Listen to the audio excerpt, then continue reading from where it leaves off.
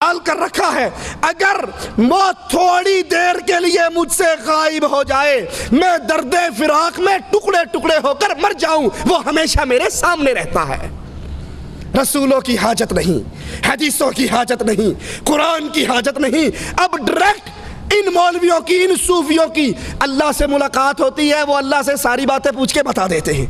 आइए कुरान अल्लाह अज़्ज़ा वजल फरमाता है, वमा कान अल्लाह, और नहीं है अल्लाह अज़्ज़ा वजल लियुतलियाकुम अलल गैब, कि वो तुम्हें अपने गैब की बातें, दीन की बातें, कुरान की बातें बताए। वलाकिन अल्लाह यज्तबी मिन रुसुलिही मन यशा, वो जब तुम्हें दीन पहुंचाना चाहता है अपने रसूल मुंतखब करके उन पे वही उतारता है, उन पे कुरान उतारता है, उन पे कुरान की शरह उतारता है। फ़आमिनू बिल्लाहि व रुसुली, तुम अल्लाह पर ईमान लाओ, लेकिन अल्लाह पे ईमान लाने का जरिया क्या है? व रुसुली, उसके रसूलों पर ईमान ले आओ। डायरेक्ट तुम्हारी अल्लाह से मुलाकातें नहीं हो सकती।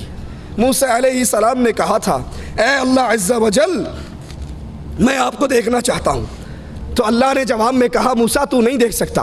और यहाँ तबलीगी जमात के मौलवी कहते हैं, अगर एक सेकंड के लिए अल्लाह मुझसे अपने पर्दे को डाल के अलग हो जाए, नजर ना आए, मैं हलाक हो जाऊं। मैं तो 24 घंटे उसका दीदार करता रहता हूँ।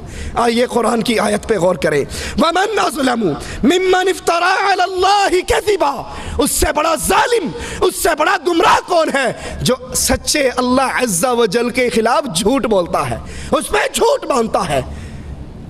हज़रत आयशा ने तो यहाँ तक कहा था रज़ियल्लाहु तआला अन्हा, जब साइल ने पूछा था कि क्या अल्लाह के रसूल सल्लम ने मेराज में अपने अल्लाह को देखा, मुलाकात हुई? वो कहते हैं ना कि नहीं कीता यार ने एक यार वास्ते, रब महफिलां सजाइयां दीदार वास्ते। रब को यहाँ नजर नहीं आता था? इन्ना लिल्लाहि व इन्ना इलैहि राजिऊन। अपने सामने बिठा के दीदार करने के लिए रब ने महफिलें, ये जुल्म के अकीदे, ये रसूलुल्लाह की शान में गुलूब। तो फिर आयशा फरमाती हैं, जिसने ये कहा रसूलुल्लाह ने अल्लाह को देखा, उसने अल्लाह के रसूल पे झूठ बांधा। नबी तो दुनिया के अंदर दुनियावी आंख से इस जिंदगी से अपने रब को ना देख सके, लेकिन फदाइल अमाल कहता है कि नहीं, ये औलिया से एक सेकंड के लिए भी पर्दा नहीं पड़ता। एक बहुत बड़ी गुमराही इस माशरे में फैली, जिसका सबब यही फदाइल अमाल बनी। वो क्या? हमारे औलिया अल्लाह मरते नहीं हैं, ये तो सिर्फ एक मकान से दूसरे मकान में इंतकाल करते हैं, ये तो सिर्फ मकान बदलते हैं। अब इस जगह पे रह रहे हैं, फिर इस जगह को छोड़कर दूसरी जगह पे चले जाते हैं, इन पर मौत नहीं आती। ये हमारे हाथ में फदाइल सदकात है। सफ़ा इसका 660 है। कहते हैं शेख अबू याकूब ने कहा, मेरे पास मुरीद आया, कहने लगा मैं कल को जोहर के वक़्त मर जाऊंगा। मैंने कहा कोई बात नहीं, आना मर जाना। वो आया, 2 रकते पड़ी, लेट के मर गया। मैंने उसको गुस्ल दिया, मैंने उसको कफन दिया, याद करना अल्फाज को, मैंने गुस्ल दिया, कपड़े फाड़े, अस्तंजा करवाया, तहारत करवाई, गुस्ल दिया, लिबास में लपेटा, कफन में लपेटा, कंधों पे उठाया, ये चुप करके प्यार आया। लेकिन जब कब्र में रखा, इसने आंखें खोल दी। मैंने कहा सरदार, मरने के बाद भी जिंदगी है? कहा भले आदमी, मैं तो जिंदा हूं, अल्लाह का हर आशिक जिंदा रहता है। हम तो एक मकान से दूसरे में इंतकाल करते हैं, हम मरा नहीं करते, हमें मौत नहीं आया करती। एक और बुजुर्ग कहते हैं, एक मुरीद आया, मैंने जब गुस्ल दिया, उसने अंगूठा पकड़ लिया, इसने नहलाना शुरू किया, उसने अंगूठा पकड़ लिया, गुदगुदी कर दी होगी या चूटी काट ली होगी। मैंने कहा बाबा मेरा अंगूठा छोड़ दो, मुझे पता नहीं, मुझे पता है तुम मरे नहीं, ड्रामा कर रहे हो, तुम मरे। मोहम्मद सैयद शेखपुरी रहमतुल्लाह अलैह कहते थे, अल्लाह उनकी कब्र को जन्नत का बाग बनाए। अगर ये तुम्हारे मुर्दे मरते नहीं हैं, इनके जनाजे में अल्लाह मगफिरले हय्यना वाह हय्यना, मरा तो है नहीं, मरे हुए कहोगे तो वाह भी हो जाओगे, वाह भी हय्यना कहा करो। कहा उसने मेरा अंगूठा छोड़ दिया। इब्ने जला कहते हैं, एक बुजुर्ग आए, मैंने उनको फट्टे पे रखा नहलाने के लिए, कहका मार के हंसने लग गए। एक अंगूठा पकड़ रहा है, एक आंखें खोल रहा है और एक हंस रहा है। ये 671 पे। एक और का वाकया सुनिए। अबू सईद कहते हैं, एक मरतबा मक्का में था, बहरम से निकला, दरवाजे से बाहर एक निहायत खूबसूरत आदमी को मरे हुए पड़ा हुआ देखा। मैंने जब गौर से देखना शुरू किया तो मेरी तरफ देखकर हंसने लग गया। कहने लगा, अबू सईद तुम्हें पता नहीं, मोहब्बत करने वाले दोस्त मरा नहीं करते, सिर्फ एक जगह से दूसरी जगह पे मुंतकिल हुआ करते हैं। मुहम्मदुर रसूलुल्लाह सल्लल्लाहु अलैहि वसल्लम अभी शेख फरमा रहे थे। उमर ने तलवार निकाल कर कहा रज़ियल्लाहु अन्हु वरज़ा, जिसने कहा मोहम्मद मर गए सल्लल्लाहु अलैहि वसल्लम गर्दन को काट डालूंगा। मेरे नबी उठकर क्यों नहीं आ गए? कहा उमर परेशान क्यों होता है, मैं सिर्फ उतो पर्दा कीता है, असल में जाग रहा हूं, जिंदा हूं, सब कुछ देख रहा हूं। अगर तुम्हारे बुजुर्ग अंगूठे पकड़ सकते हैं, फातिमा ने 6 महीने रसूल की जिंदगी के बाद जिंदगी पाई, किसी ने फातिमा को मुस्कुराते ना देखा। फातिमा को करीब करके कहा था आका ने, फातिमा कान में कुछ कहा तो रोने लग गई। आयशा ने पूछा रोई क्यों थी? कहा बाबा ने कहा था फातिमा अब मैं तुझसे दूर जा रहा हूं, अब मेरी मौत का वक्त करीब आ रहा है, मैं जा रहा हूं। दोबारा कहा जन्नत में सबसे पहली मेरी मुलाकात तुझसे होनी है। नबी तो कहे मैं मर रहा हूं, कुरान तो कहे वमा मुहम्मदुन इल्ला रसूल कद खलत मिन क़ब्लिहि रुसुल अफ़ा इम्माता, कुरान तो कहे इन्नका मय्यितुन, लेकिन तबलीगी कहते हैं हमारे नहीं मरते। सिर्फ मरते ही नहीं बल्कि ये सफ़ा 669 है, फ़दाइले सदक़ात है।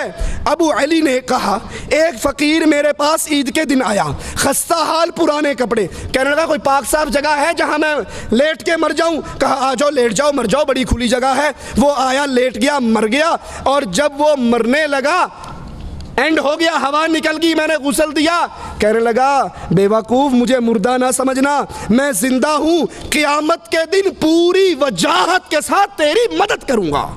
रसूलुल्लाह ने तो कहा था फातिमा से खुदी मिम्माली मा शिअति, जो जी चाहता है मेरे माल में से ले ले, अमल कर लेना।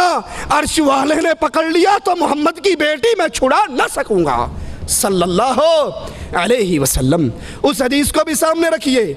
और ये सफ़ा 711 फ़दाइल सदक़ात कहते हैं मौलवी ज़िक्रिया साहब, अरब की जमात एक सखी की कब्र पे गई, ऊँट पे सवार होकर गए। वो कब्र वाला ऊँट वाले के ख्वाब में आया और कहने लगा तुम आए हो खाली पेट वापस चले जाओ, मुझे अच्छा नहीं लगता, ये ऊँट मुझे बेच दो, इसके बदले में असील ऊँट घर खड़ा है वो ले लो। ख्वाब में सौदा तय हुआ। लफ्ज़ है मौलवी ज़िक्रिया साहब के, कब्र वाला उठा, कब्र से निकला, ऊँट को ज़िबा किया।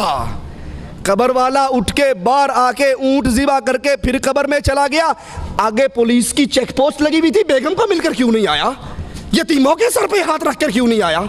कहा हम गोश्त खा पी के जान बना के पेट भर के जा रहे थे, सामने से एक नौजवान आया, तुम में फुला इब्ने फुला कौन है? कहा मैं हूँ। कहा मेरे बाप को कोई चीज़ बेची है? कहा सौदा ख्वाब में कब्र वाले से ऊँट का हुआ था, कहा उसके बदले ये ऊँट ले ले। मौलवी ज़िक्रिया साहब कहते हैं ये सखावत की हद है कि मरने के बाद भी कब्र पे आने वालों को खाली पेट नहीं भेजा। कब्र पे आए थे या किसी होटल में गए थे? ये गए कहाँ थे? कुरान से सुनिए, अलम यरौ कम्मा हलकना क़ब्लहुम मिनल क़ुरून अन्नहुम इलैहिम ला यरजिऊन, इनसे पहले हमने कितने ही लोगों को मारा है, कितनी ही बस्तियां हलाक हुई हैं। सुनो मालिक का फैसला, अन्नहुम इलैहिम ला यरजिऊन, रब का फैसला है जो मर के अगले जहान चला जाए वो वापिस नहीं आया करता। अशरफ अली थानवी अशरफ उस ज़माने में लिखते हैं नाना जान के बारे में। नाना जान हज पे जा रहे थे, डाकुओं ने हमला किया, मर गए, कत्ल हो गए, ख़त्म हो गए। रात हुई तो नाना जान मिठाई का डब्बा लेके नानी अम्मा को सलाम करने पहुंच गए। कहने लगे किसी को ना बताना, हर जुमेरात को आऊँगा, मिठाई लाऊँगा। कहा अच्छा ठीक है। थानवी साहब के नाना नहीं बताती। सुबह ख्याल आया जब लोग बच्चे मिठाई खाएंगे तो पड़ोसी तो कहेंगे बाबा मर्द घर में है नहीं, मिठाइयाँ कहाँ से आती हैं, इल्ज़ाम लगेंगे। कहा भाई नहीं परेशान नहीं हो। रात थानवी का नाना आया था। थानवी साहब कहते हैं उसके बाद नाना जान फिर सारी उम्र हमारे घर में दोबारा नहीं आए। ये थानवी का नाना आया था। कुरान कहता है जो मर गए वह हरामुन अला क़रियतिन अहलकनाहा अन्नहुम ला यरजिऊन, जो मर गए वो वापिस नहीं आया करते। पूछो ये आने वाला कौन है? जो मर के अल्लाह के दरबार में चला गया, वो वापस नहीं आते। लेकिन फदाइल अमाल कहती है आते हैं, अंगूठे पकड़ते हैं, मदद करते हैं, रोटी खिलाते हैं और ये सारा कुछ करते हैं, सुनते भी हैं। जबकि कुरान कहता है इन्नका ला तुस्मिउल मौता, ए नबी आप इन मुर्दों को सुना नहीं सकते, आप इनको अपनी आवाज़ें सुना नहीं सकते। फदाइल अमाल को सीने से लगाने की वजह से पांचवी बड़ी गुमराही इस अहले ईमान, अहले इस्लाम कौम में कुरान को छोड़ने की वजह से जो दाखिल हुई, वो ये कि कब्र परस्ती की खुली हुई दावत दी गई। कब्र परस्ती की दावत, बुजुर्गों से, मरे हुए बुजुर्गों से मदद मांगने की दावत, उनसे मसाइल हल करवाने की दावत, ये फ़दाइल सदक़ात है। सफ़ा इसका 716 है। कहते हैं हमारे एक आदमी थे मिस्र में, एक साहिब खैर, कोई दलील नहीं, एक बंदा आवाज़ पे यान दिए, मिस्र में एक साहिब खैर ज़रूरतमंद फ़कीरों को चंदा इकट्ठा करके देते थे। एक फ़कीर आया, चंदा मांगा, कहीं से ना मिला, हर जगह से मांगा।